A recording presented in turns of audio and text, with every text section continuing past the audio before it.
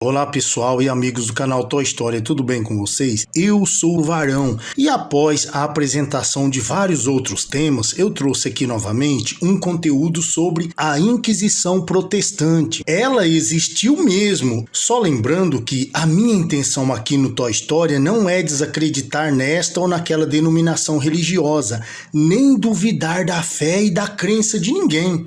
Esse aqui é um conteúdo historiográfico e todas as fontes e teorias são passíveis de análises e estudos aprofundados. Então, independente do que eu vou falar aqui, siga sua fé. Se tem sido bom para você acreditar nas pessoas, nas instituições, continue fazendo isso e boa sorte mesmo, de coração, beleza? Bom, um dos acontecimentos mais importantes pós-Idade Média foi a Reforma Protestante, resultando em consequências que têm interferido diretamente na conjuntura estrutural do cristianismo no mundo todo. Os desdobramentos desta reforma culminou com a reunião da cúpula da Igreja Católica no Concílio de Trento, chamada a Contra-Reforma, que foi uma reação da Igreja ao avanço da Reforma Protestante em meados do século XVI. No vídeo em que falei da Inquisição protestantes, algumas pessoas me pediram as fontes nas quais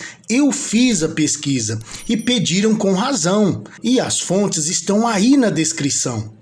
Mas como já sabemos, são poucos os registros imparciais e isentos de sensacionalismo. Isso não quer dizer que não existam essas fontes. E mais, dificilmente vamos ver um documentário, uma reportagem de algum líder evangélico ou simpatizante do protestantismo falando sobre a Inquisição Protestante, ou mesmo afirmando que ela existiu. Diferentemente desses, vemos muitos historiadores e líderes católicos concordando que sim, que a Inquisição medieval ou católica existiu e que através dela pessoas foram julgadas e algumas poucas foram sentenciadas à pena de morte. Segundo eles, o número de indivíduos com pena capital foi menos do que os da Inquisição protestante e infinitamente aquém do que falam os filmes e documentários.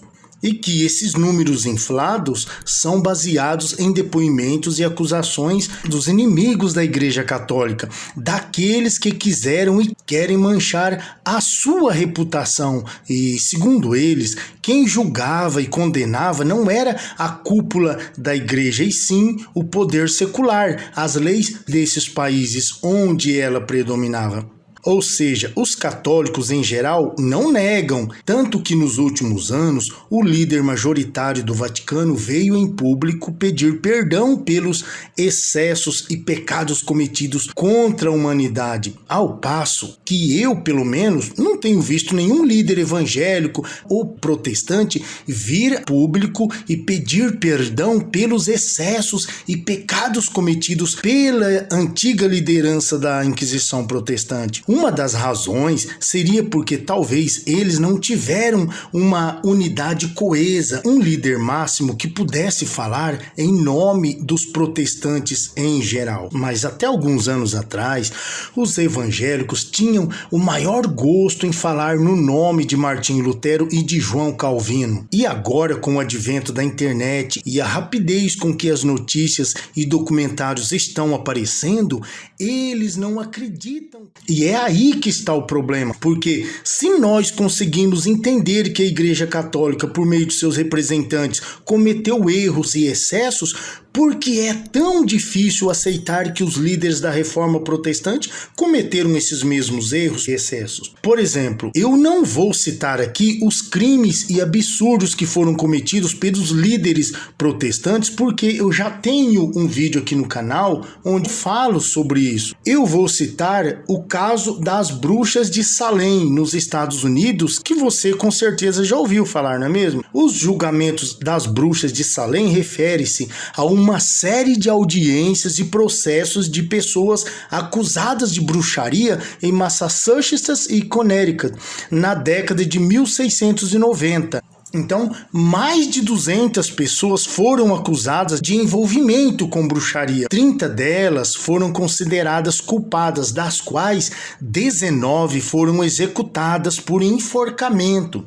14 mulheres e 5 homens e, pelo menos, 5 pessoas morreram na prisão esperando o julgamento. Segundo consta, essas pessoas presas ficaram aterrorizadas e acabaram enlouquecendo dentro dessas prisões.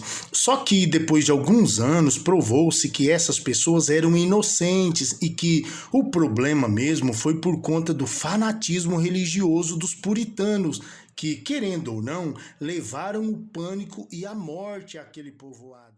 Os puritanos eram protestantes, tá? Lembra dos índios que habitavam o continente? Então, eles foram massacrados e dizimados pelos americanos que eram descendentes dos ingleses e holandeses puritanos, calvinistas e luteranos.